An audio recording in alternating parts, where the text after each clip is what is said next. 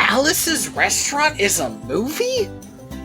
All right, hold on. Arlo Guthrie plays himself in this film based on his song of the same name. It's based on the song Alice's Restaurant, the 18-minute song that's just a rambling story about this one time on Thanksgiving. That's hilarious.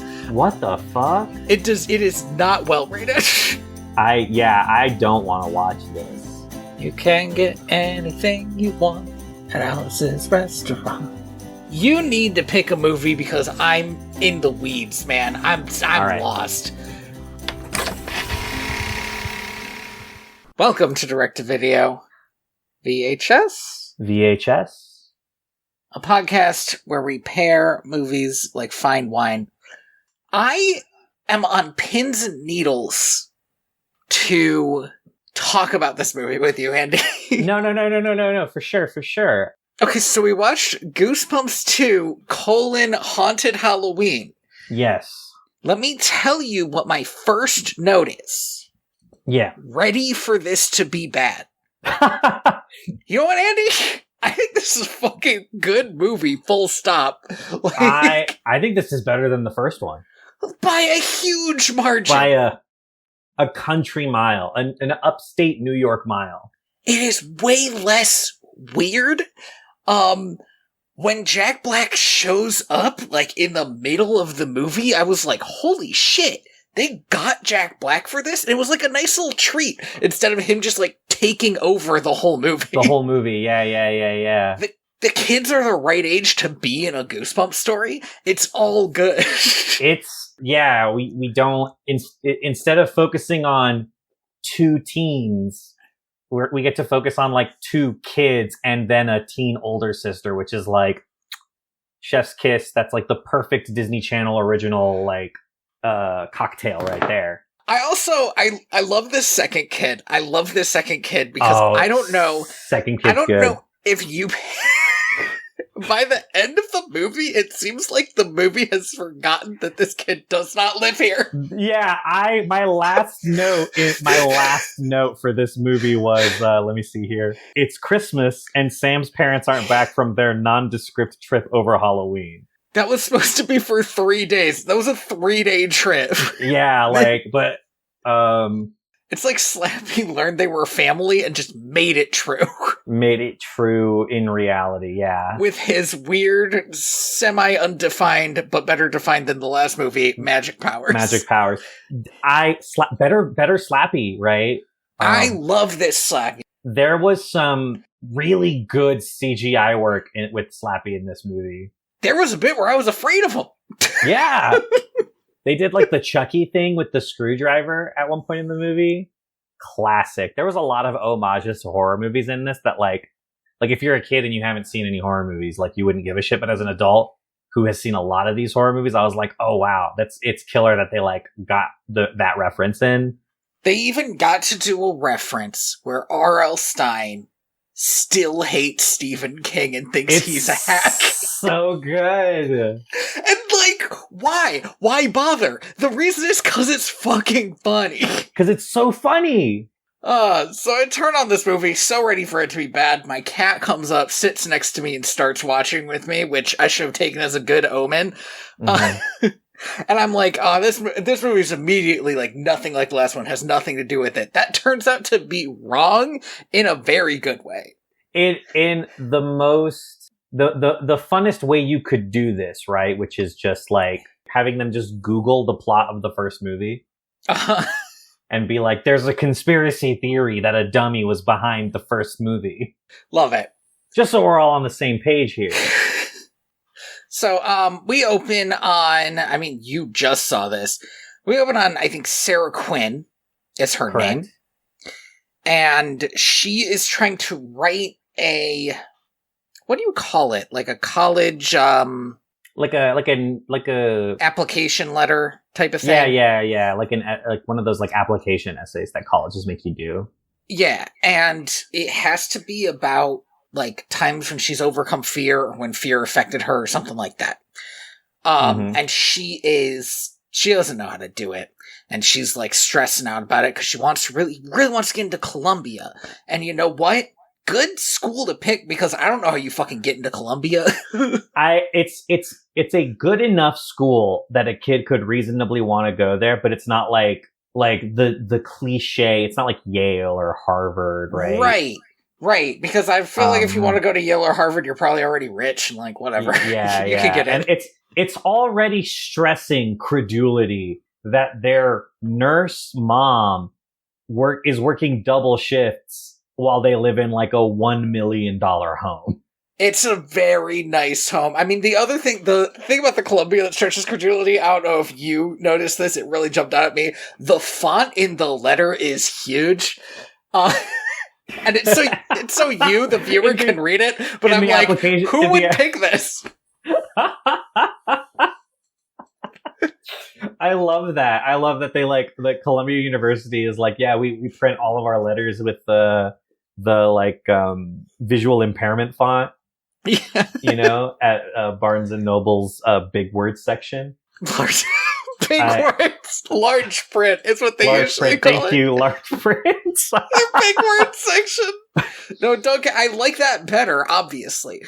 So her fucking boyfriend is at her window pulling a Goosebumps prank on her. This is truly one. I've seen this kid in like a million things. I couldn't tell you who he is, but like I feel like I've seen this actor play this role in a million movies.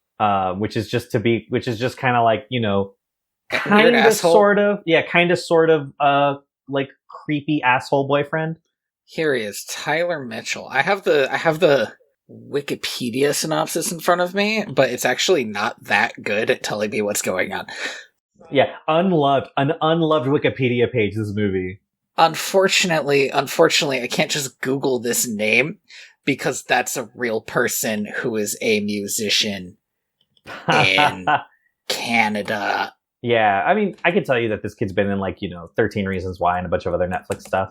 It doesn't matter. I mean, he's been in a bunch of shit. This guy might be the most interesting character in this movie. That's a weird thing to say, but it's because I felt like in a Goosebumps movie, there was no way there was going to be like a cheater who gets attacked and almost killed for being a cheater, but there fucking is, and it's metal as hell. So first of all, okay, so Sarah gets goosebumps scared by her boyfriend, who's like, you know, getting her a Red Bull and some chips for her night writing, which is kind of cute. The most powerful mother, the strongest mother I think I've seen in a movie in a long time. She basically like kicks down the door, makes fun of her daughter, and is like, leave back out the window. No, you don't get to go out the front door. There are two scenes in this movie, including this one, where somebody climbs out a window climbs through a window and hits their head on it. And as a person who has climbed through a window and hit my head on the sill, ow, it really hurts just to hear it happen. She's great. She doesn't get to do a lot in a way that feels better for a Goosebumps story than the last movie. Yeah, she's integral to the story, and it's like reasonable that she's not around because she's like working, you know, she's working double shifts the whole movie. And at the end, they have to save her. They have to stop this horrible thing from happening specifically to her. And so this is also when we meet Sonny, who is filming this, which is, I feel like, peak shitty brother behavior. It's revealed a little later that Sonny and Sarah get along okay. Like, yeah. They're like basically on each other's side about most shit, but he is so psyched that she's getting. This is a classic younger brother move, which is, I need to record this for posterity. You never get in trouble. This is his goody two shoes older sister who's going to Columbia. That's true. She is going to Columbia. He has to record this just to make sure it actually happened. It turns out he sends it to the other kid, Sam. Yeah, he sends it to Sam. Which is fucking funny because of the next one. He's like, man, sorry that happened, Sarah. I'm sorry that your mom caught you macking. Caught you macking. Almost macking. Not even a full mac. No, I mean, this guy, he doesn't deserve it. No, my buddy Mac tonight goes to a club called The Den. Sorry, I'm going to cut ahead a little bit. We get a lot of like setting up of the family here. The two kids get bullied. The classic bully situation. There's three of them. One of them's the leader. The other two are, not characters. Just the weird sidekicks. The other two, no, I'll hold on to that because that part's amazing. To me personally, maybe to nobody else.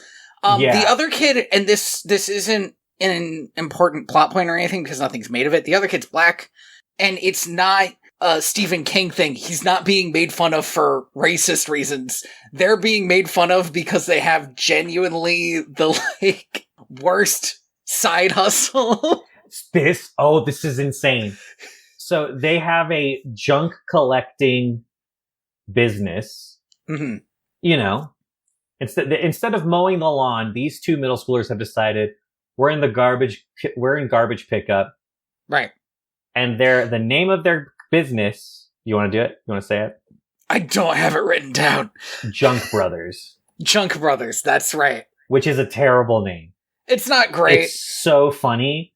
And this is like the main reason they're being made fun of because of this Junk Brothers nonsense. And it turns out this is mostly Sam's idea.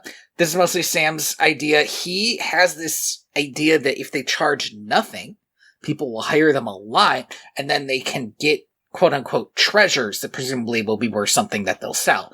If you're into, like, light crime, this might be something. If you're into really, really minor kinds of crime. Like, it feels like if you have a certain kind of fence, this could be maybe something. Here's the thing, though, is that they're kids. They are kids. And I do think that if you hired two kids for free to clear the garbage out of your house and they stole something, that's on you.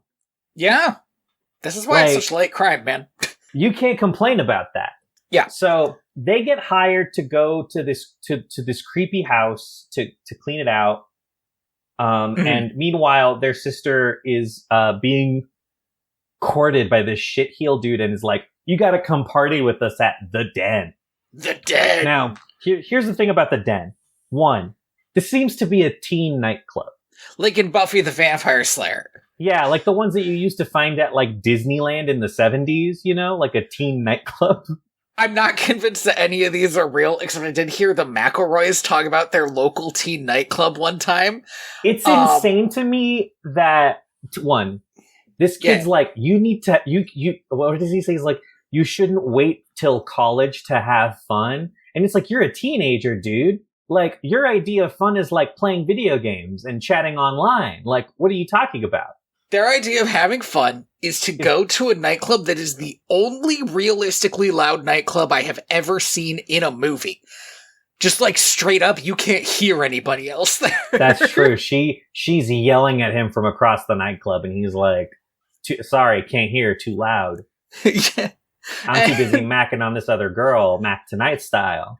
But it's just like, I guess they have either live music or a DJ. I can't remember, I didn't check. I think it was a DJ. They have flashing lights, and they have no alcohol. No alcohol. They are ID'd at the front, I presume, to make sure that they are teens.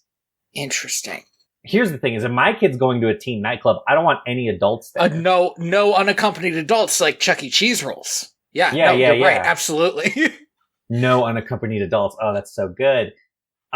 So, yeah, I don't know what the deal is with The Den. I think watching this, I'm like anti-teen nightclubs. I think teens should just be hanging out at each other's houses. Like, a parent needs to get a hold of this situation. There's 100% some nasty shit going on in the teen nightclub, and I don't want to know about it. I just think it should be closed down. Yeah. I think that like best case scenario, right, is that like this thing like burns to the ground with no teens inside.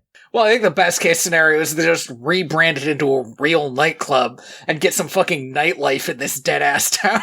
Dude, okay, yeah. So we're in the town of what, Windcliff, New York. We're in an upstate New York. Upstate New York. But like really out there, upstate New York. This is a small town. But this town is like one of those like we go all out for Halloween towns, which I mad respect. I do not live in one of those towns. Nah, me neither. We're a big Christmas place up here. Their next door neighbor is fucking Ken I Jeong. can't remember. Ken Jeong. And he plays a little bit of a muted performance for him, but like the local crazy guy who does it all out for Halloween, but it turns out so does everybody else. It's kind of just like a classic Ken Jeong performance, but like turned down to like a 3. Right. He's doing a YA version of this performance. He's not doing the Hangover version of this performance. So they go to this abandoned house. Sorry, I want to mention one thing. The boys confirm this appointment while they are carving pumpkins, and this is a weird thing that I'm to pick apart, but these are the least realistic looking jack-o'-lanterns I've ever seen, because they are so competently done, but not like over the top. If they were like over the top, then I believe that one of these kids is just like fucking great at jack-o'-lanterns, but they're just like the air perfect jack-o'-lantern, and I'm like, no fucking way that these children are able to. Yeah. It's one of those things where it's like they asked a professional set designer to make children's jack-o'-lanterns. Right. And like, I can believe that Ken Jeong next door has a working animatronic spider that's bigger than his house, because Absolutely. that's what his character is doing. But these kids are kids. Well, no. But one of these kids is building a functioning Tesla coil for his school project. Semi-functioning. Okay. And that doesn't make him good at pumpkin. More functioning than most. Listen, I'm just saying that, like, you know, it's not too beyond the fiction of the film, but I do agree that it is very funny that like these set designers just couldn't help themselves at making a competent pumpkin jack-o'-lantern. Side note, by the way. Yeah. Because we'll get into it, I'm sure, in a little bit. Is there a situation where a working Tesla coil is not an insane thing to bring into school? I mean, a Tesla coil is in and of itself not that dangerous as long as like you don't have it near any like metals. I mean, like, but like it's just a magnet. It's just an arcing magnet. That's effectively all it is. Okay, that's fine then. Yeah, it's not too bad. Here's the thing. Somebody knows where to start. Okay. Yeah. Like, if a kid came to me and I was their teacher and they're like, this is what I want to do, I'd be like, absolutely not. Because you're going to hurt yourself. Not because the Tesla coil itself is a bad idea, but because I just don't trust this kid to make an electronic without hurting themselves. This motherfucker is soldering. He's soldering with a live wire. At the kitchen table. Yeah. At the kitchen table. So they're cleaning. There's a horrible stuffed cat. It's just an old house, like mansion style, like big. And they're cleaning everything out. They're finding some stuff that they think they like. There's a fucking Coraline door, and you don't open those. First of all, huge disagreement. There is only one thing better than a secret room. And that's a secret room that is opened with a secret button. Are you kidding me? I mean, it's such a small door that I was like, that's a Coraline door. That's one that you crawl into, and then a spider that's pretending to be your mom gets you. And then years later, you find out allegations about the author, and you're like, shit, now I can't enjoy this anymore. Oh God, I know. It's all bad stuff. It's not good. Anyway, so the actor who plays Sonny, Jeremy Ray Taylor, is also in It Chapter 1 as one of the kids. Great actor. He's doing a fantastic job in this movie. But I swear to God that this is like the same fucking set that they used in It for the haunted house. Or maybe they just made it look that way. If I was this kid, I'd be like, this feels familiar. I can't believe I'm doing this again. But in a more whimsical fashion. It does feel more whimsical to find this. So there's They find a book.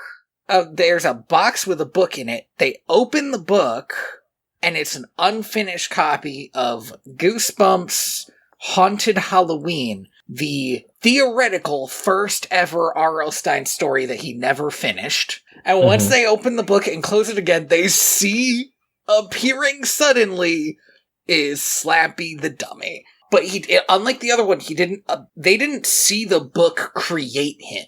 So they're just like, holy shit, how'd we miss that? How'd we miss this dumb? Yeah, God, this is such a good movie. They take it home. Well, not before Sam gets a good Goosebumps jump scare. Well, they get attacked by the bullies, right? Yes, they get attacked by the bullies. And they are for some reason in perfect bully fashion, for no particular reason, really want to get this doll from them. First, the funniest thing to me about these bullies is the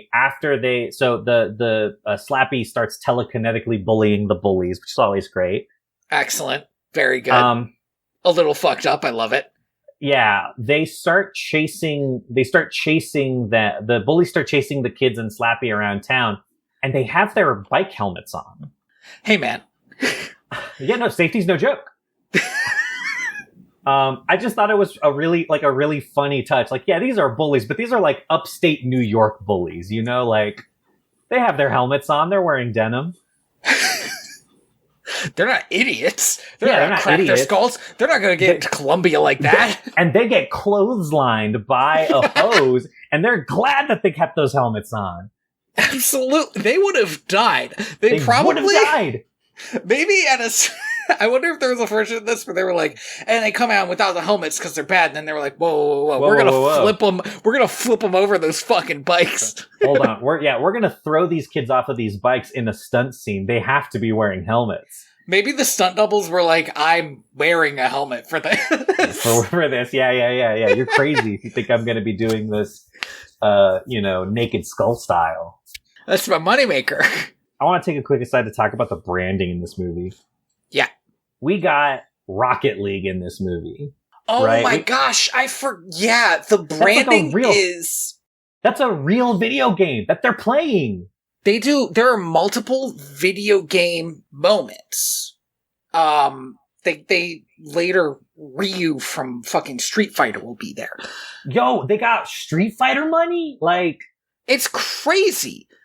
Considering they also go to a pharmacy earlier and nothing is branded. It's all one of those fake brands. It's actually all this, I think it's Dave's or something, because that's the name of the department store. Fred's Pharmacy or something like that. Fred's Pharmacy, and so everything is Fred's, and that's perfectly fine. But then they're playing like real ass video games on their real ass PlayStation 4. No, right? And it's crazy that they got away with that. They also, what's her name? Sarah? Yes. When Sarah is typing up her essay, she's doing it on a branded Mac. Yeah. Which you never see in movies. And it's also how you know she's not the bad guy. I don't know what that means. Apple does not allow for any of their products to be used by villains. Except in real life. Except in real life, obviously. Yeah. Me included. And then they also have a really egregious zoom in on a Lockmaster lock. And I'm just like, wow, they're really like, what a weird combo of brand deals. I mean, more power to them, because this is a fairly good looking movie. This is Sony Pictures Animation, right? Like, they're going to do Spider-Verse really soon after this. That's the craziest thing you could have said to me. I guess that's true. Yeah, or like it is either during the production. It has to be during. This movie came out in 2018, so it has to be like while they are making this movie. Like, there are also animators like next door, like getting turned into animation paste for Spider-Verse. Like those two things are happening at the same time, and then they get put on this movie to recuperate, I guess. They get put on this movie just to. Guys, you're just gonna have to animate a gummy bear. It's really fine. It's gonna be fine. It just needs to be like you gotta make a dummy walk around. Like, how hard can that be? Come on. It doesn't even need to look good. It just needs to look okay. Like, you're fine. Passable, yeah. Yeah. So you want to be on the movie that's redefining animation as we know it, or do you want to just like make a fucking gummy bear? Like, I mean, obviously you want to be in the credits for that movie. We get it. We get it. But like, do you want to do that, or do you just want to like get Jumanji Jack Black into a book? Spoilers. So Sorry, yeah, huge spoilers. They take the dummy home. Yeah. They find out it's alive, and they're freaking out about it. Let me talk about Slappy in this movie really quick, because we'll obviously get a little bit more into it later.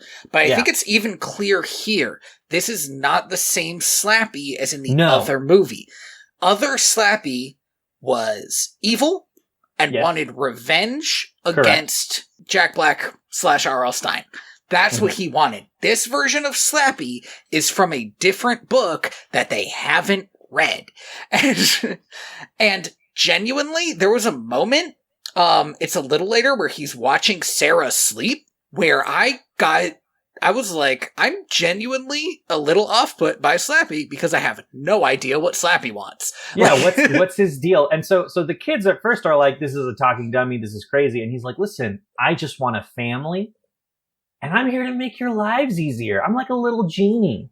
I'll do your homework, I'll fold your clothes, I'll bully your bullies. I just want to be brothers, which is crazy because one of those kids isn't from this house. So there's a world in which they're just hanging out with Slappy and everything's cool, right? And then Sam's like, well, it's time for me to go back to my parents' house because they're back from their holiday trip. And Slappy's like, what?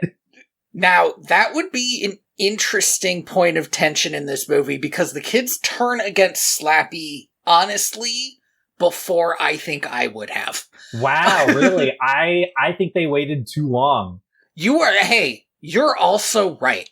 But this version of Slappy, they waited too long, but also they never talked to Slappy after he tried to kill someone. Like, that is true. I do think that you gotta have like a sit down. Maybe you can work him out of this, murderous intent.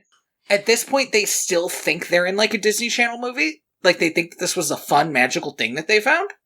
Yes. And later they learn what he wants is literally just to have a family. Like, that's his motivation in the book Haunted Halloween. And they're like, gotta kill this motherfucker. And it's like, dude, whoa, hold up. Okay, listen, how many kids does a doll have to attempted murder before you bring out the aluminum bat? This guy was a cheater. And this Sarah guy was a piece of shit. And here's the important thing. Sarah was not dealing with it. That is true. She wasn't dealing with it. You're right. Wouldn't and couldn't deal with it. And Slappy was like, I see a problem that I can fix. Now, obviously you don't do that. These are the boundaries that we give, but he doesn't have those because he doesn't have parents, guys. And also is immortal. Maybe. I mean, probably. Functionally, right? Like, I'm pretty sure. If you set him on fire, I don't know, maybe immortal, not unkillable, but like undying. You know what I mean? Undying, unaging. Yeah, we don't even know how old he is. It's the scene where he goes after this guy who is walking around this movie acting like a jock, and we find out in this scene is a set guy for the drama club. Theater kid, and like one of the less interesting kind of theater kids. I'm just kidding, theater kids. You should actually know how to do set dressing if you're in theater. Listen, all of the theater kids that I knew, the coolest ones were the ones who did the set dressing, right? Probably they're less dramatic people, but are possibly getting less sex. So think about that. And that's the thing is I thought in the world of movies. In the world of movies, this guy is acting like a jock. In the real world that I grew up in, this kid is acting like he is like a frontline drama kid, right? But it's also the weird thing though, because like Sarah's not a drama kid, so how did these two even meet? Were they just in the same creative writing class? I feel like they could have gotten into a little bit. Maybe she wrote a school play for them or something. But then also but this movie is so svelte, that's wasting time. I do love how svelte this movie is. So, I'm not gonna have pushback about that. I think that that's one of the solid things about this movie. This kid gets reverse carried. Does that make sense? So he's on a ladder. Be careful on ladders. And he is building, he's I forget what he's doing, putting up a light, building a set. He's hanging up ghosts, I think. And Slappy fucking walks in, and he's like, what? And then Slappy gives him like a fucking monologue about how he took a step too far with his sister. And then he psychically unscrews all the screws on the ladder, and this guy eats shit. Dude, this kid eats shit. I thought he died. He bounced off the floor. We get a couple of seconds of him like writhing around on the ground a little bit, and then we hard cut to him with the neck brace on the stretcher. Yep. Being dragged away. I know that, like, you know, neck braces are a very serious thing, but we all have to admit that it looks a little funny when you're wearing one. Mm-hmm. And so this to me immediately like lightened the mood again of like, oh right, this is like a movie for children. This kid's like comic hurt. He's like cartoon hurt. Well, remember, I don't know if you remember, it's been a little while. In the last movie, when the kid fucking died, he shows up at the end in a neck brace. In a neck brace. Everything's fine. Everything's fine. But to be fair, that kid got eaten by a bug. That was hilarious. And we didn't see him for like 30 minutes. This kid was like straight up murdered, and then we get immediately like, no, he's fine. He's just a little loopy from the pain med. So now Sarah is clued into Slappy because this guy was like, her crazy doll attacked me. And your crazy doll attacked me. Tell them it was you. And the paramedics are like, we got him on a bunch of meds. Which I thought was very good. Yeah, for real. She goes to pick up her brothers, I assume to interrogate them about what's going on with this dummy. Uh-huh. And they are... And meanwhile, they've exploded the school. They have, like, laser gunned a hole between two classrooms. A thing that we kind of skipped, because it's not that important, but it's kind of an interesting setup, is that when they thought Slappy was just a toy, Sonny was practicing his speech in front of him, and he basically told him everything about Nikola Tesla and this famous unfinished science experiment about projecting thought through electricity, I believe it was, or maybe it was projecting electricity without wires. I forget. It was electricity. It was electricity without wires, which is a real thing. Possibly in this upstate town that I've never heard, upstate New York town that I've never heard of. I mean, but it was in Manhattan, but yeah, like in Manhattan. Okay, cool. Yeah, he was in Manhattan. This was in like the 1800s Manhattan, so you know, like different kind of Manhattan. Yeah, not a borough yet. Probably still its own city. So then later we see Slappy like working on this. He got very excited about the Tesla shit, and they used it to accidentally blow up part of their school. Everybody's fine. Yeah, it was a cartoon lightning bolt, but it was a lightning bolt. And so it turns out at the same time that Sarah pulls up, they're like evacuating the school, and she's just like, get in, idiots! I know that was you. Why is the doll alive? And they're like, oh yeah, we should have told you the doll was alive. We should have told you the doll was alive, but he told us to keep it a secret. And she says, hey, listen, if the doll comes to life and tells you to not tell anyone about it, that's a red flag. And she's right. But also, I don't think she should be lecturing people about red flags due to her particular circumstances. I'm sorry, Andy. What I'm seeing is somebody who knows a lot about red flags. Okay, who has recently learned has recently gotten a lot of life lessons about red flags. Correct. The best way to learn, Andy. So they go home because they are like, because they think, oh, he's going after everybody who the sister has ever complained about, right? And which means mom is next. And this has to be the funniest scene in the whole movie. Oh, I forgot. Until you said that, I was like, what scenes are you even talking about? Yeah, because they get home and their mom's just playing around with Slappy. She's like, why are you three home? And look at this guy. Look at this guy. Aw. Isn't he great? We should get more of these. I forget. She gives him a stupid name, too. She calls him Bobo. Bobo. She's like, Slappy, what a stupid name. I'll call him Bobo. I honest to God thought Slappy was going to kill her for that. But he finds this endearing. in that moment. But no, what it turns out, what we don't see as an audience is what's happening is love, sort of like one-sided love. Slappy he wants to be part of a family. Specifically, he wants a mother, which is reasonable if you consider that in his mind, he has a father who did not care for him. A father who abandoned him in a book. Yeah, for good reason. Not great reason, but good reason. So the mom leaves to go get a phone call. Slappy comes to life and is like, she'll never believe you. I'm super evil. And then the kids start reading the magic words at him. And this was a choice. This was a strange choice. I don't know why they thought this would work. The magic words brought him to life. They didn't even read it backwards or anything. Also, or three times, right? Like that's like another thing. Yeah. But they just read it at him twice, and he's like, I'm just kidding. No, I'm fucking evil, and I hate you now. Yeah. So, and then the mom comes back and is like, you are all so grounded for blowing up the school. Fair.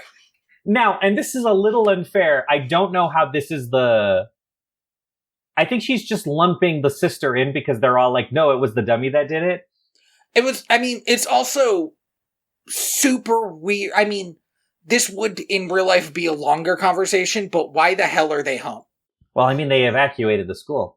Well, she just got that phone call, which means the only thing that makes sense to me is that they got in trouble and called Sarah to get them out of it, and Sarah was going to keep this secret. And like, if that happened, I'd be like, yeah, guess what? You're all grounded. That's fair. That's just how that works. We're going to have to work out why you're grounded and the specifics of how much after I'm done working my double shift. I'll catch you kids later. You're not going out for Halloween, though. That's like for sure. Yeah, for sure you're not going out for Halloween. Again, I don't know how I'm going to force it. I want to be out for my double shift, but like... You're all grounded, Sarah. You're in charge. You're in charge. Oh my god, we didn't even talk about her weird flirtatious relationship with the pharmacy manager or clerk. It's not that important. It's just to tell us that these two would like to be dating, and by the end of the movie, they're going to be, even though they didn't really earn it. It just kind of happened. I bring it up to say two things. One, I was convinced that this was Ben Mendelsohn, the guy who gets thrown out of the plane in The Dark Knight Rises. This is not Ben Mendelsohn. This is a different actor. Let me Google Ben Mendelsohn, because I think I did recognize this guy, but I never know anybody's names. I don't remember where I recognize him from. Oh, he does look a bit like him, but he's Australian, man. I thought it was him. Nah. Ben Mendelsohn is also the evil guy from Rogue One. And so I was like, damn, Ben Mendelsohn really playing against type here. But no, this is Chris Parnell, noted famous comedic actor. Yes. From The Anchorman, among other things. And Hot Rod. He's great. He's very funny. I don't know why I thought this was Ben Mendelsohn for the whole movie. Second thing, of the kind of loser guys that could date your single mom, this is better than Gym Teacher. Oh, by a country mile. Right? Thank you. For one thing, their flirting is on a normal level, awkward as hell, and both of them are flirting with each other, and that's so huge. And it's great. It's so much progress, but like it's awkward flirting that's like, we're two people who haven't had to do this for a long time awkward. Like we're both in our middle age, and like we both know that the other is single, but I still haven't had to suss out if somebody's into me in like 20 years. Yeah, it's a tough thing. Two, within my two, so B, upward mobility. This guy could become a regional manager or a branch manager. He's got a lot of prospects that a high school gym teacher just doesn't have. Brutal. No offense to high school gym teachers. But it's like, come on. Like, she's a nurse. You're probably not going to make the leap to vice principal. Yeah, right, exactly. And also, she's a nurse. She needs to know that whoever she's dating can, like, handle things. That's honestly, the really awkward thing about them dating is theoretically he would often be the one parent at home. And is not related to any of these kids, the most not related to Sam, who by the end of this movie, I cannot stress enough, seems to have somehow been adopted. Or abandoned. Sam, it's a shame that your parents never made it back from their nondescript trip over Halloween. There's a cut scene where Slappy kills them on a mountain. Just throws them off a cliff. Only one family. We're brothers now, Sam. Brothers in blood. There is a body count in this movie, and we're moving steadily toward it. Slappy's evil now. Slappy is they beat the shit out of Slappy with a baseball bat, put him in a suitcase, and throw him in a river. Can I mention something? It's in my notes. I gotta say it. Don't just hit him once. I know this sounds mean. Now, the baseball bat, interestingly, seems to have knocked him out. Fascinating. Yes. Would love to know how that works. It's not actually important. But do you know what would work even better than knocking him out with a baseball bat? In pieces. Just keep going. Just don't stop. For a bit. Then do the suitcase. Until he is splinters. Now, and also would have given us a great opportunity of having, like, fucked up, like, broken Slappy. If they don't want fucked up broken Slappy, that's fine. Do a CGI thing where he puts himself back together, still like Iron Giant style. That's still crazy. Or like in the other movie, the gnomes. Yeah, the gnomes do that too. The gnomes don't. There are gnomes in this movie, and they don't do the arm breaky thing, and it was disappointing. I would have loved it if at the end of this movie, Slappy looked up at the sky and was like, "I am Superman," and then he explodes. So, I know that you and I disagree on this. I think they escalated it to puppet murder very quickly. However, I will say this, it super doesn't go well. No, they put him in a suitcase and then throw him in a river, and on their drive back, Slappy is immediately, like, punching through the windshield like a goddamn maniac. And this is weird. I don't know if this happened to you, but when I paused the movie at this point, it brought up a gif of Kronk going by all accounts that doesn't make sense. Oh, really? Did it? No. That was crazy. But it's what I'm thinking of now, because, like... he just shows up. It doesn't make sense. It only works because it's a horror film, or a horror-adjacent film, where you're like, yeah, horror stuff, that shit can happen. I would safely say this is a horror comedy. Yeah, I could say that. I think this is the best children's horror movie that I have maybe ever seen. This felt to me like a really good Halloween Town sequel. Mm-hmm. I don't know why. Like, I just got that vibe from it. I think just like but it's so funny. It's genuinely the big a really pumpkin man. Oh, big pumpkin man. That guy was great. There was a moment in this movie where I thought he was just gonna, like, start hugging the brother and not let him go. We just, like, looks him down. I was like, yep. It's like, yeah, more pumpkins. Yeah, that's what we need. That's what we need. So Slappy, they get Slappy off the car, and at this point Slappy's like, run off, and they go home, and they're like, we're fucked. We are boned. We have angered a haunted doll, and now we have to watch out for the haunted doll to come back and kill us. It's bad. It's bad. And also we're grounded, and it's Halloween night. Right. But it turns out, actually, that's not Slappy's plan. No, he's moved on. He's on phase 2. I have a note here. Yeah. I've watched this movie a little while ago now. I have a note here that just says, body count, body count. So, a scene must happen here, but I don't see how it could yet. Maybe it happens in a little bit. Maybe I just don't have enough stuff. Because they learn about Slappy. They give a call to R.L. Stein. Yes. And then, so weird stuff must be happening already. So Slappy must have already gone to the pharmacy? Yeah, Slappy goes to the pharmacy the night before Halloween, or the night of Halloween. The night of Halloween. Right, okay. And does what has to be one of the coolest CGI scenes I've seen in a while, where he brings all the masks to life, and all of the monsters, like, crawl, like, squeeze themselves out of their own masks. Grow out of the masks. It's great. This is such a cool. Better way. Okay, so this is the point where this movie goes from a Goosebumps television episode. Yes. to more like the original Goosebumps movie. And I love that it is able to make that transition, and I love that it makes more sense than in the movie. I mean, not that the movie didn't make sense, it made internal logical sense, but it just felt better to see the fucking teenage werewolf when I was like, yeah, that was a werewolf mask that he turned into a monster from Goosebumps, because that's what he can do. Yeah. Well, I mean, and also I think all the monster masks are Goosebumps branded, which is very funny. This is like an alternate reality, right? Where R.L. Stine is the biggest author in America. And also disappeared at some point. And also thinks Stephen King is a hack. And in this reality, Stephen King is like a nobody writer that no one's ever heard of. Stephen King's kind of a fucking hack. And it's unclear if this place is so Goosebumps heavy because R.L. Stine's from here. It seems like it's kind of an open secret. Like, we all know. Right. It feels like it's not, the kids don't know it. So who your local celebrity is. Right? Mm-hmm. Theoretically, if you've got one. I guess I don't.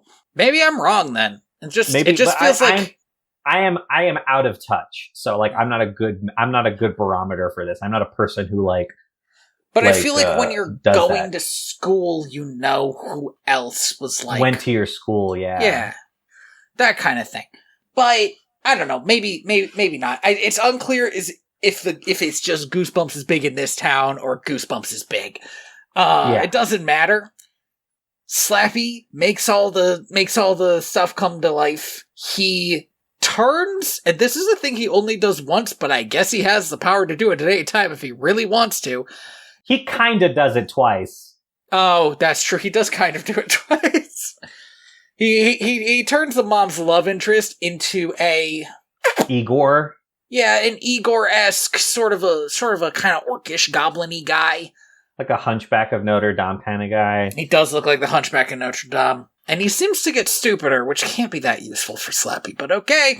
So, Slappy sends the monsters out to wreak havoc on the town. Yep.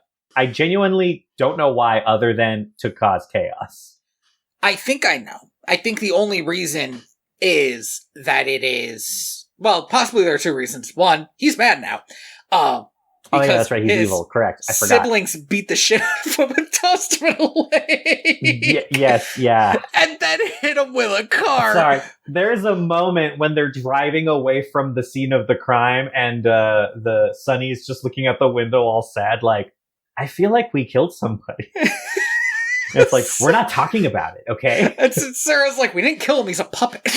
He's a puppet. We didn't kill him. We're gonna pretend this never happened, and now we're being attacked by an evil dummy again. That's why the fact that they went to puppet murder was so strange to me, because they have seen him as a human, as a person, and so it seems strange to kill him.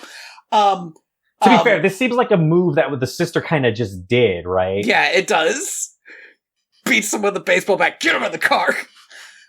She's seen too many mafia movies. But I think it's just because it's the plot to the book that he's from. And so it's kind of like what he knows how to do. And he's going to do a fun little twist on it, which he's going to shoot his magic through the Tesla coil to make it spread everywhere, because he thinks this is possible because the magic's like a kind of energy. Yeah, and to be fair, it does spread everywhere. Asterisk in the town of whatever this town's name is. This is true. Possibly you need more Tesla coils. Yeah, unfortunately, this technology didn't catch on. Considering this Tesla coil facility is abandoned and decrepit. Yeah. But yeah, there's a world in which he would have turned that thing on, and it would have been like all of Halloween in America now. That's it, baby. I forget why the kids are out and about. They might just be looking for their mom. I think they are looking for their mom because, yes. They have the book. They're looking for their mom because they learned that this is what Slappy wants. He wants a mother. A mother. And they run into... They don't have the book. The book was stolen by the bullies. Excuse me. They run into the bullies. Bullies, yes. they need to get the information where the book is out of the bullies. The kids are not getting it, so Sarah's like, I'm gonna beat the shit out of you buckos. And that works, which is hilarious. I am in high school, and to a middle schooler, that's a big deal. Sorry, and she's a senior in high school. That's true. She's like 18 and ready to beat up some kids. And that's, to be fair, yeah, 0 to 100. If you have to beat up some middle schoolers, like, it's what you gotta do. Been there. You gotta do it. So this is the point where we get a body count. And I need to bookmark it because it's super important. These 3 dipshits get shot up into the air. Oh, they get kidnapped by, like, orb witches. Yeah, they do. At the end of the movie, one of them is going to fall back down. Yeah, one of them comes back, I do think you're right. The other 2 are super dead. They're dead, right? Only the leader comes back down. They got like, have you ever played Until Dawn? I have seen playthroughs of Until Dawn, yeah. Yeah. Like, they got, like, hardcore Until Dawn. They got one of the endings where they got by a Wendigo. Yeah. Like, they didn't get the fun fake out ending like the bully did. Yeah. So yeah, the bullies get kidnapped. I am unclear as to what exactly the sister is doing at this point. She's just kind of running around with a shovel. Okay, the boys are going to go. They're going to break into the bully's grandma's house to get the book. Yes, which is great. He lives with his grandma. Obviously, he has trouble. This is why he's lashing out. Amazing. Good world building. Also, the grandma has, like, so many cute photos of him all up around the house, and that's just such a nice touch. It's delightful. The grandma's house is delightful. And I think she's still trying to look for their mom, but what she really does is, like, kick the ass of a couple of skeletons. Yes. Fully, like, there's a bit here where Sarah is, like, the most competent human in this world. They have given, this is like a thing that, like, kind of doesn't make sense in a children's movie. Mm-hmm. But, like, they've given her final girl energy, right? They did give her, yeah. But then it's like, but she's like a final girl in, like, a kid's comedy, so she's just, ends up just being hyper competent. She's acting like Buffy the Vampire Slayer. It made me think of the joke that you made when we were talking about the last movie, where you thought the kids should be really good at fighting monsters, so that R.L. Stine could say that that's why his books were always about kids fighting monsters, because they're so good at it. Yeah, kids are just they're violent little creatures. She kicks some skeleton ass. They go into they like climb into the grandma's window. Mm-hmm. They're searching around. Sam is being a little shit. I don't know where this energy is coming from, Sam. We have business? This is wild for multiple reasons. He's like reaching it. He loves gummy bears. So he's like reaching the gummy bears, but it has one of those classic like grab hand things. Like you see in every Halloween, and also for some reason is a major item in the Harry Potter universe. Oh, anyway, really? You don't remember the fucking Hand of Fate or whatever? No, what the fuck? That's weird. Alright. As I grow older, I find a lot of the dumb shit in Harry Potter a lot stupider. Makes sense. In the second book, he goes to the evil version of Diagon Alley, and a hand grabs him when he's like poking around this evil pawn shop. And it's like gripping him and stuff. And then later, like 4 books later, Malfoy will be using the hand, and the hand is holding a candle, and only he can see the light from the candle. That's apparently the whole deal of the hand. Like, odd. Like, why? I don't know. Bananas. It's basically just that stupid Halloween grab thing, but it's magic. Anyway. Ooh. So he does that stupid, like, oh, it's getting me. And fucking Sonny's like, Sam, cut it out. We're working. Like, come on, dude. And so they go upstairs, they find the book, they come back down. Sam is so into these free-floating gummy bears. Now, this is the thing that really gets me, is these are loose gummy bears. They're packaged gummy bears. They're loose in the bowl. You can't be doing that. And they're not in like a little dish, like this is her private stash of gummy bears that she likes to snack on. This is a big bowl. She's giving this out to trick-or-treaters. Theoretically, she's asleep and it's gotta be like 6 o'clock. Like she passed out hours before trick-or-treating happened. But yeah, but still, she was planning on giving out loose gummy bears, which is a crime. Nasty shit. Like, this isn't, listen, no one has ever been given drugs and candy. This is a hygiene issue. This is a hygiene issue. This is the only this is the only candy I would take away from my kids. Like, no fucking way. Somebody else gave you pennies. Do you understand? Like, yeah, like this is gonna be covered in someone else's hand juice. Do you want to eat someone else's hand juice? Unrelated, it's 2024. You can't be giving out pennies.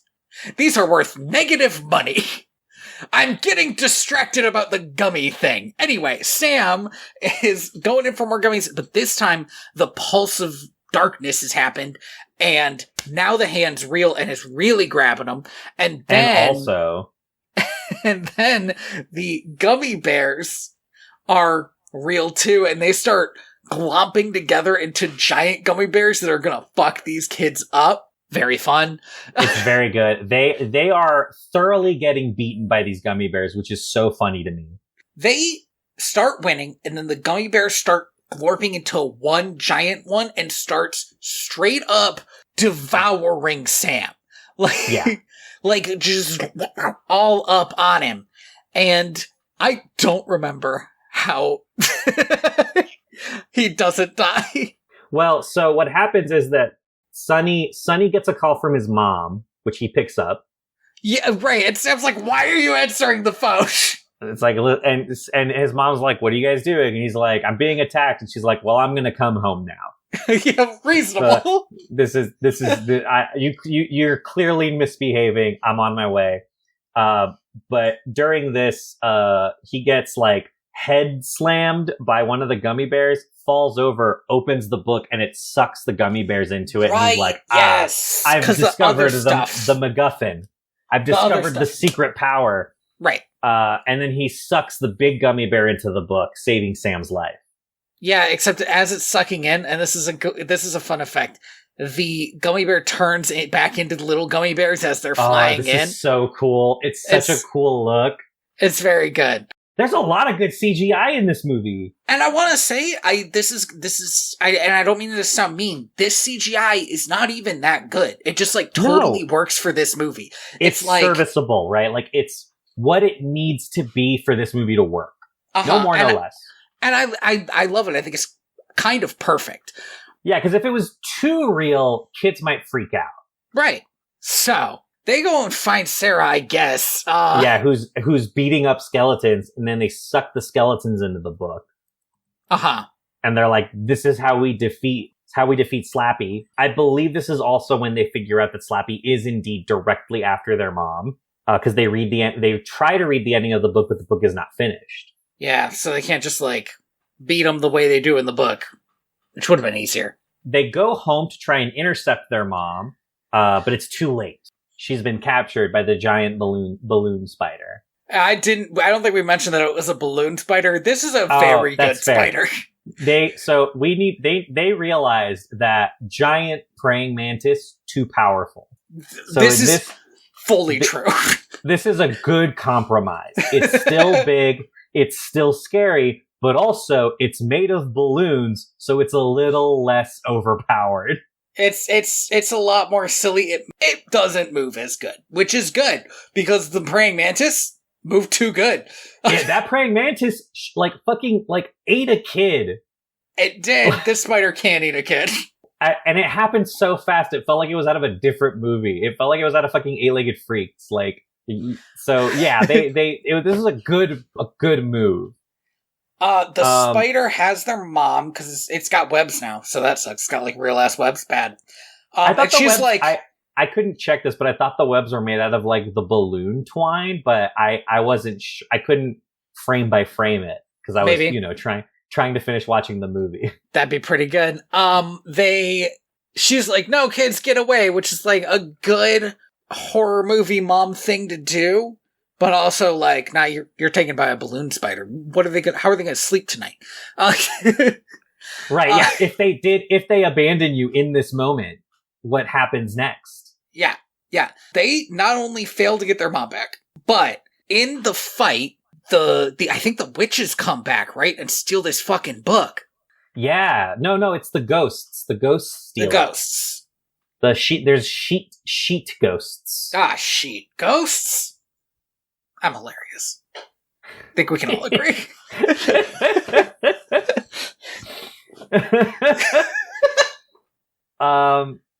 Yeah, so I love a good bed sheet ghost. I feel like we don't see those anymore. Yeah.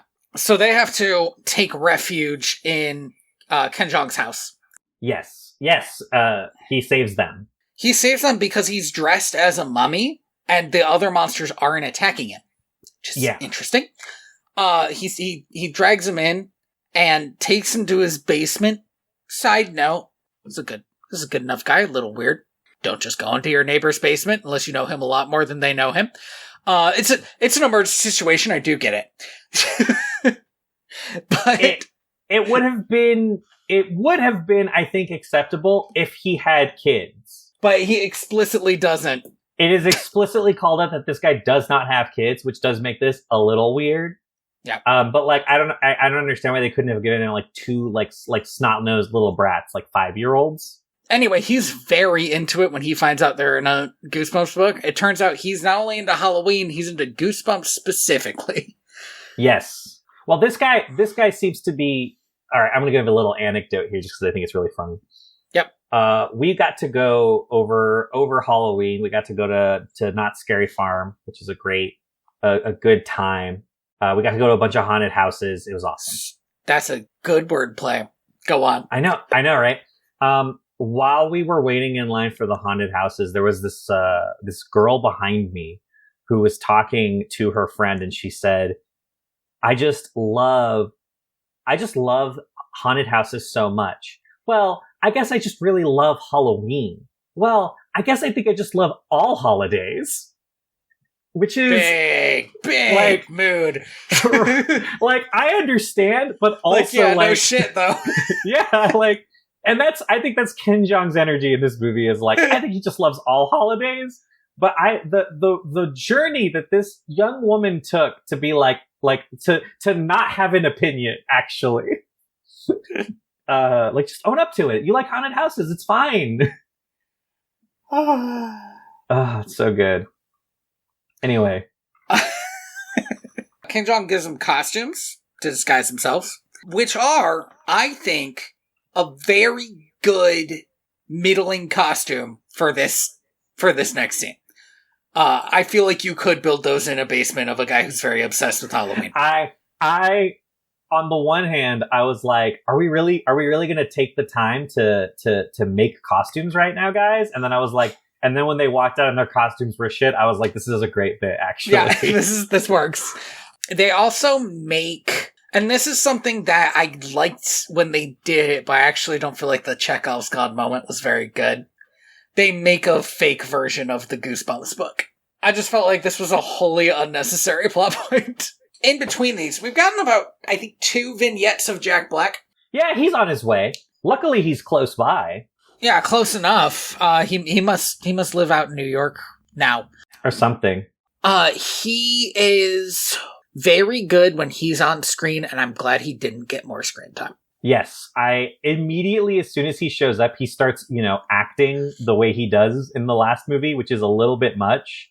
Uh-huh. But it's kind of okay because he's barely in the movie. Because he's barely in the movie. In the last movie, he's like a main character. Right. And there is a moment where you're like, no one else is acting like this. It's kind of weird. Well, except for the aunt, who is also not in the movie. And apparently that relationship just didn't work out. Maybe he's on vacation. Maybe he goes out to a cabin in the woods. Maybe he goes out to his cabin in the woods, probably full of weapons, on Halloween.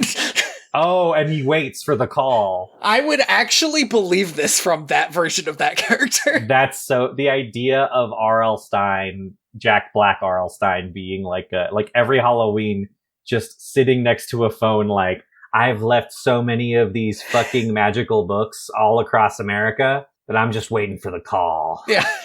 Are you so irresponsible, dude? Yeah. Anyway, they go to the Tesla factory. they go to the magic factory where the magic happens. There's a Tesla coil. I don't know. It's all rusted and weird, and there are monsters in it. They're being attacked by monsters. They're being chased by monsters. They're sneaking past monsters. They confront Slappy. They do confront Slappy. Slappy taunts Sarah about writer's block, which is actually top tier for it. That's it. Truly, like, it hurt. I think if anyone's ever done anything in a creative capacity, it's a low blow. He's very short. He's got to go for the low blows. He's got to go for the low blows. Yeah, that's what I'm saying. Their mom has been... Yeah, sorry, go on. Yeah, their mother has been turned into a human-sized dummy. Awesome. Not great. So the CGI for this is truly haunting.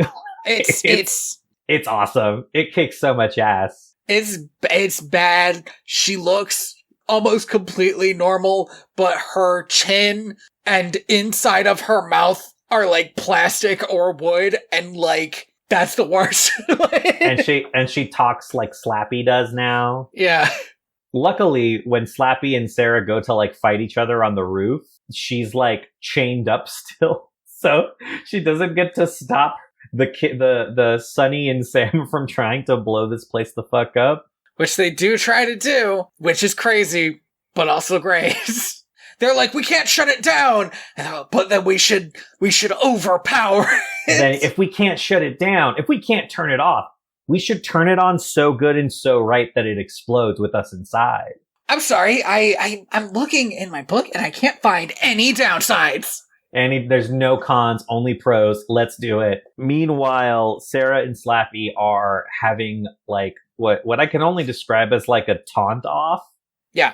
Sarah's been given a lot to do in this movie, and honestly, this scene is mostly okay, but kind of weaker than any other fight scene in the movie. It's one of those things where I don't understand why she couldn't just kick him from the beginning. Yeah. She has to, like, make him pick up the fake book first, and it's like, why did we even bother, Sarah?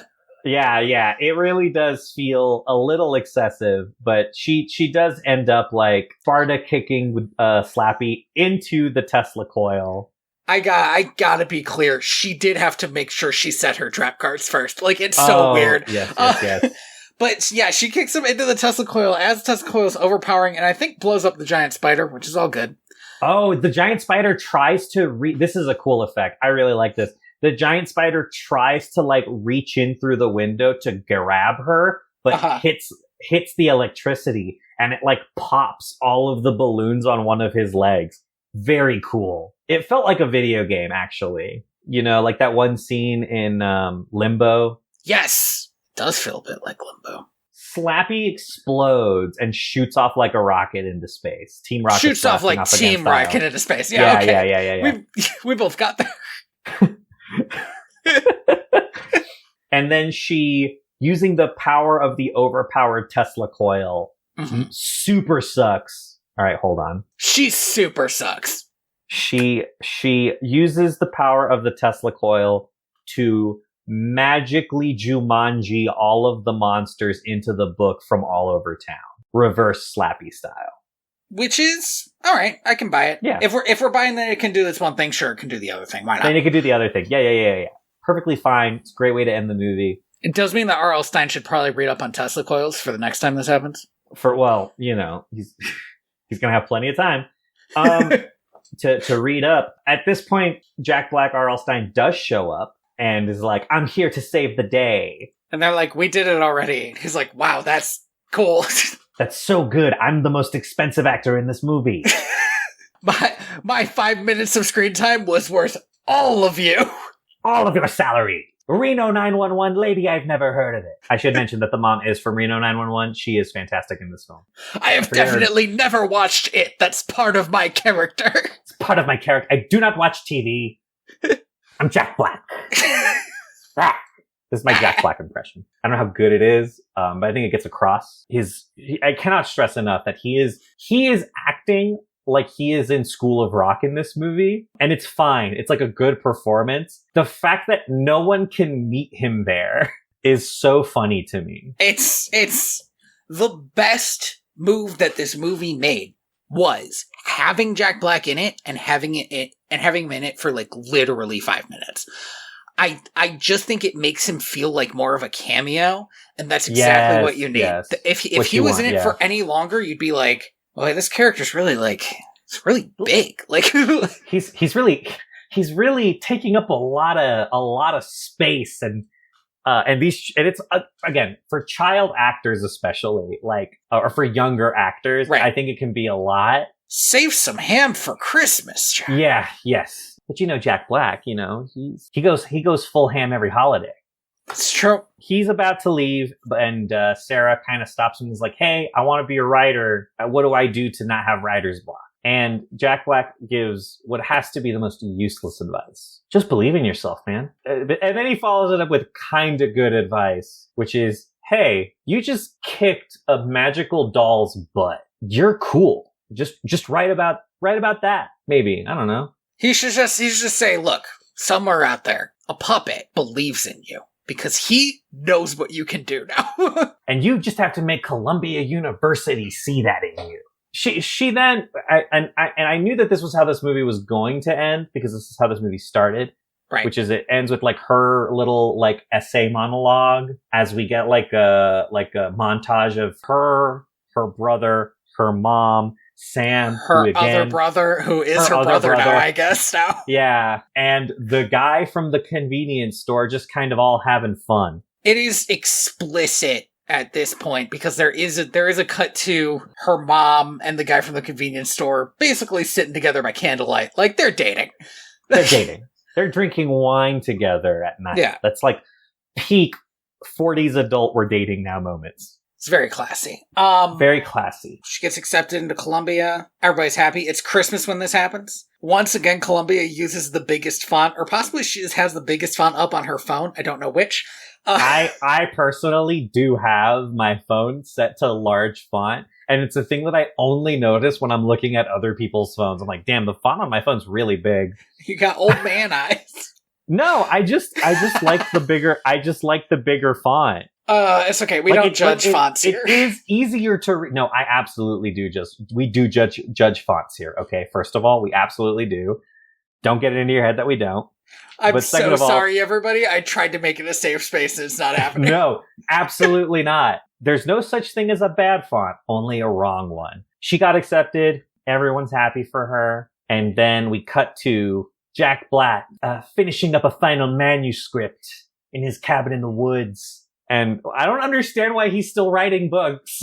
He just can't stop, man. He can't. He's got this is literally the plot of The Dark Tower. Sarah asked him about writer's block and he was like, I do not have advice for writer's block. I've never had it before. I wish we could trade problems. Do you have any idea how much easier Halloween would be for me if I had writer's block? Why would there even be a Yeti in Southern California? I don't know. But I couldn't help myself. I had to write it. What does an evil cuckoo clock do? It's so useless that I literally keep it in my basement. It's not scary. It's the least scary one. I don't think that's true, actually. It was just funny. It was the one book that I can recognize right off the bat, and he just had it sitting out in the last movie, not in an evil book. I don't even remember what the gimmick of the evil cuckoo clock is. I think it just like portends bad stuff. He puts a new book in his bookshelf of magical haunted books, and he's like, well, time for this movie to be over. Side note, actually, pause, hold up. I hate to stop us here. Those books were did he write like 50 new books, Jack? That's what I'm saying is he can't stop. So he's still making new books. But like a lot of them. Like a lot of them. He's putting them in his magical bookshelf, and he's like, well, it's time for this movie to end. But then, oh no, out from behind him, he hears a little voice be like, it's not time for this movie to end yet, Jack Black. It's Slappy. He didn't get sucked into the magic book because he got shot into the moon. And Slappy had written his own magic book because he's got the touch. Or he used the typewriter. I'm not actually sure what the rules are. Yeah, unclear. This version of Slappy has learned that he can write books, though, and that's bad. And that's bad because he Jumanji's Jack Black into the book and is like, let's see how you like it. End of movie. End of movie, which is kind of clever because it doesn't feel like a teaser for another movie. It in fact feels like they're saying we're never doing another one of these again. Mm-hmm. But if they sum the fuck how we're given money to make another script, they'd be like, I mean, we have a jumping off point. yeah, they have. Well, or at the very least, they could at some point in the middle of the movie, Jumanji style, pull Jack Black out of the book. Pull Jack Black out, like with Robin Williams. Yep. Oh, or like with Jack Black. I mean, in Jumanji. Okay, stop. That was a different style of Jumanji. Okay, but still, you know. No, but he was only Jack Black when he was in there. Otherwise, he was a teenage girl. Or I think maybe in the other one, was he Danny DeVito?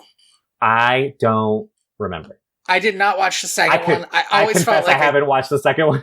I always felt like I should have because I actually did really enjoy the first one. It was pretty good. Pretty good. I still think the premise of that Jumanji movie is a little bit far-fetched. The idea that modern kids would be excited to find an Atari is insane to me. I mean, they were literally trying to find a distraction for detention. I would rather do the quarters game than play an Atari. That's fine. I played an Atari. They didn't even get to start the game, man. Like, yeah. I mean, yes. You obviously. wouldn't do it for 3 minutes and then be like, it turns out I don't like this. I mean, I've already played an Atari, so I know. It turns out I was one of those kids in high school, and Atari sucked. No, Andy got Jumanji. This is what this is about. I got turned into Jack Black for a good 90-minute runtime. So what do you think of this movie, Andy? This movie's good. This movie's fun. I love that it's unattached to the first movie because it's so much better and so much more like a movie that I would just this should be somebody's regular Halloween watch. Yeah, you could totally make this a yearly Halloween watch. I think this is a better Halloween movie than a lot of Halloween movies I've ever seen. Once trying to watch Gremlins on Halloween, and then I found out that's actually the wrong holiday for that. Yes, that's a Christmas movie, isn't it? Yeah, well, it takes place at Christmas. I mean, that's all you need. It also has like a lot of there's a lot of stuff about Gremlins that I legitimately just actively dislike. Oh, that movie's wild. Yeah, I think this movie's great. I really liked it. I think you could just watch it. Oh yeah, without the first one, absolutely. You should. It's like a second draft. Like the first one was they're like, yeah, we got this kid, we got his mom, there's gonna be a romance, we got Jack Black, it's got everything. And then when it's all thrown together, this actually isn't very good. Yeah, it turns out it doesn't quite become a cohesive movie. And again, I don't want to blame them, but also the child actors in that movie just weren't very good. I think they were just wrong for that kind of movie. Yeah, they were a little too old and a little too I don't know how to say this in a way that's nice. They were a little too old and they were a little too teen drama.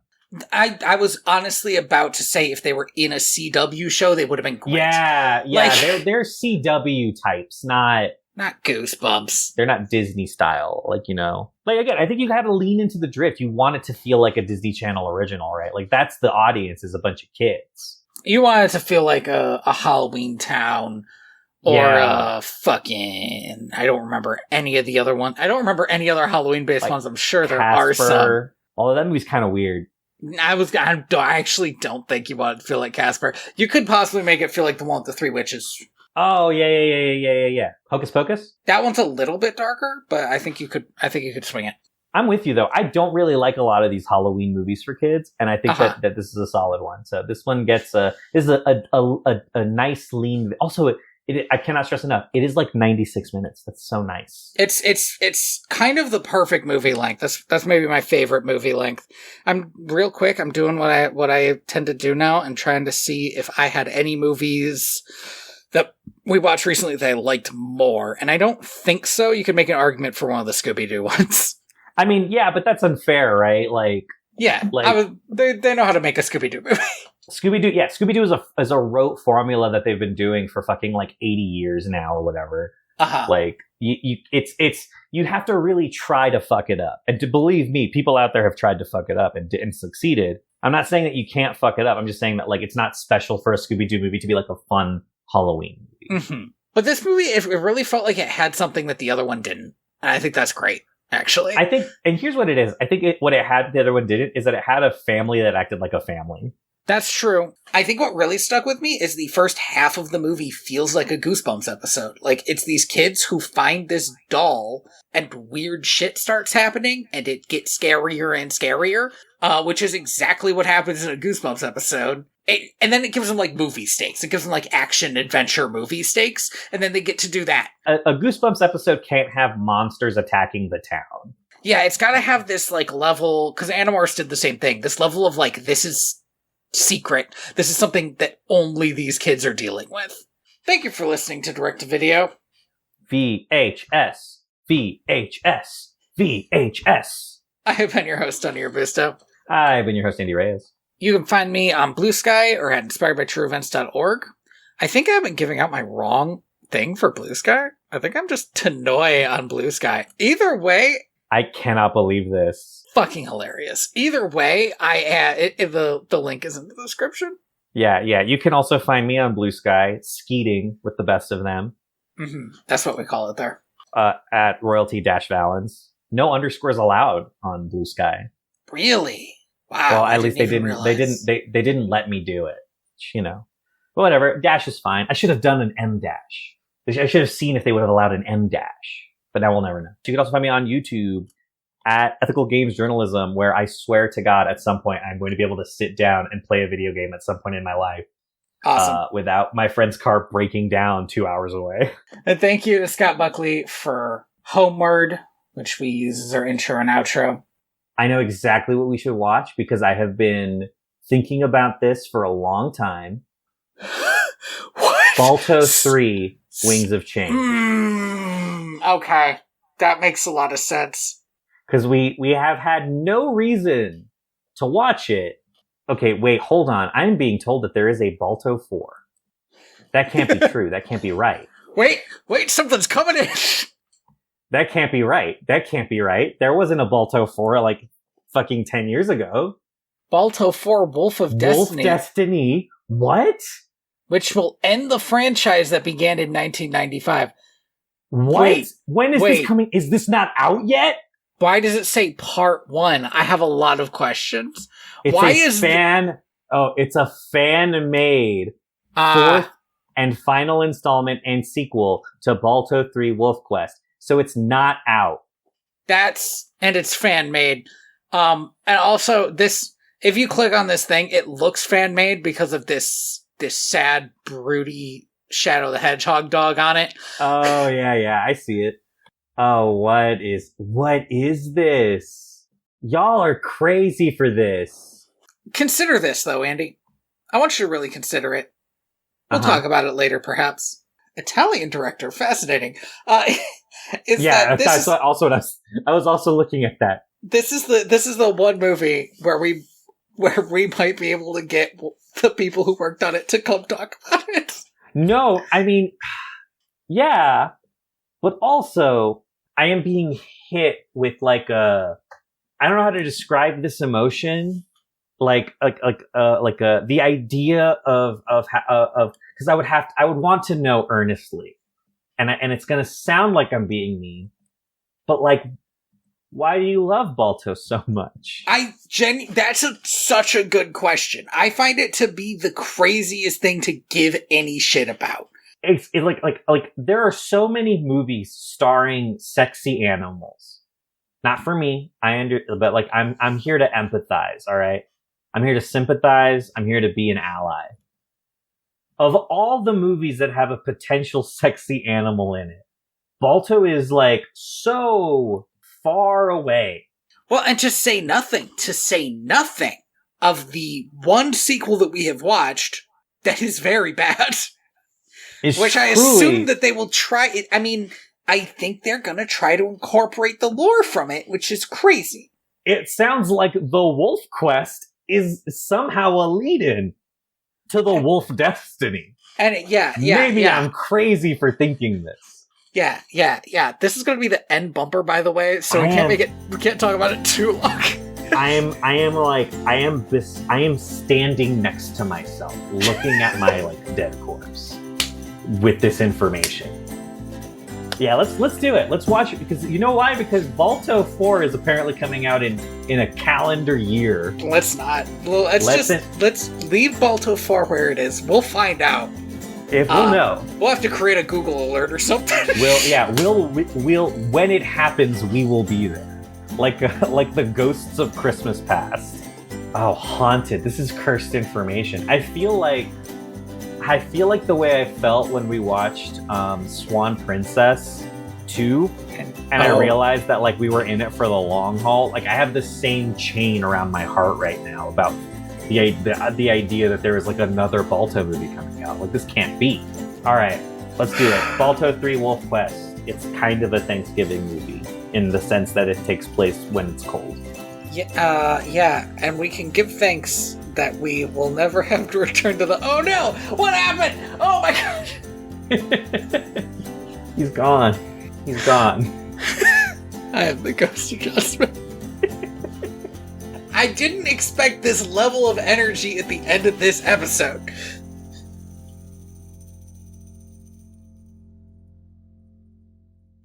The 62 best Thanksgiving movies? I don't know, Rotten Tomatoes. You're really going to have to sell me on this. 62? 62. I bet you like 50 of them are Hallmark movies. It says here that The Fantastic Mr. Fox is a Thanksgiving movie. The Gold Rush. Charlie Chaplin in The Gold Rush. This would be a swing. We're Back, A Dinosaur Story, does have a prominent scene with the Macy's Day Parade.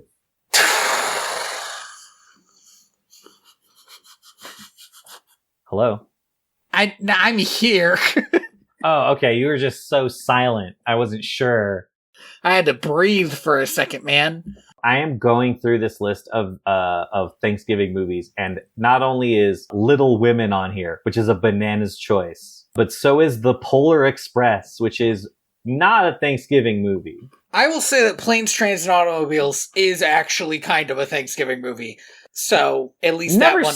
This one has Spider-Man. This one has Spider-Man on it. 2002. Spider-Man 2002. Again, wouldn't consider it. No! I don't know. Maybe the part where like Doc Ock throws a car into a bank. People really get Thanksgiving vibes out of that. That's the second Spider-Man. You mean the part where Green Goblin accidentally stabbed himself? Yeah. Like a turkey! Like a turkey!